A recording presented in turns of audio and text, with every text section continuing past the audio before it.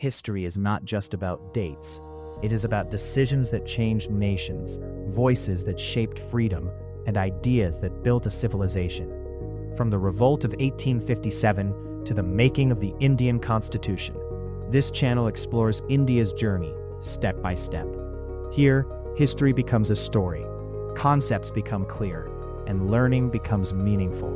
I am Guru, and together, we will travel through history, one chapter at a time. Subscribe and become part of the journey.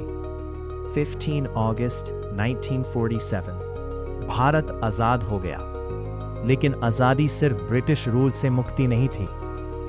असली challenge अब शुरू हुआ था, एक नए राष्ट्र को कैसे चलाया जाएगा। इंडिया एक डाइवर्स देश था, अलग languages, religions, traditions, princely states और कॉलोनियल लॉज का कॉम्प्लेक्स सिस्टम। इसलिए ज़रूरत थी एक ऐसे कॉन्स्टिट्यूशन की जो सबको इक्वल राइट्स दे और डेमोक्रेसी को स्ट्रॉन्ग बनाए। 9 दिसंबर 1946 को कॉन्स्टिट्यूएंट असेंबली की पहली मीटिंग हुई। इस असेंबली के मेंबर्स डायरेक्टली ब्रिटिश पार्लियामेंट ने नहीं, बल्कि इंडियन रिप्रेजेंटेटिव्स ने इलेक्ट किए थे।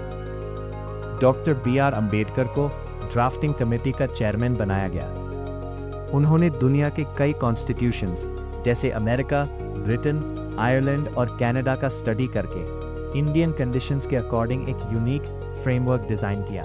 कॉन्स्टिट्यूशन बनाने में 2 साल, 11 महीने और 18 दिन लगे। टोटल 11 सेशंस हुए और हर आर्टिकल पर डीप डिबेट हुई।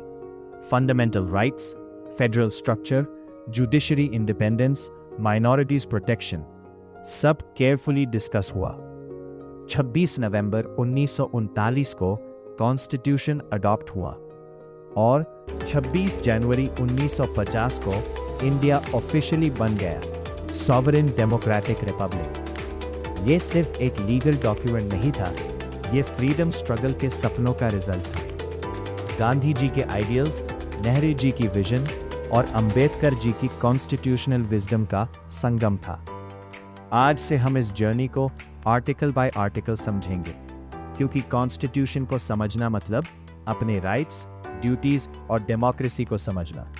मैं था गुरु, मिलते हैं अगले एपिसोड में आर्टिकल 1 के साथ।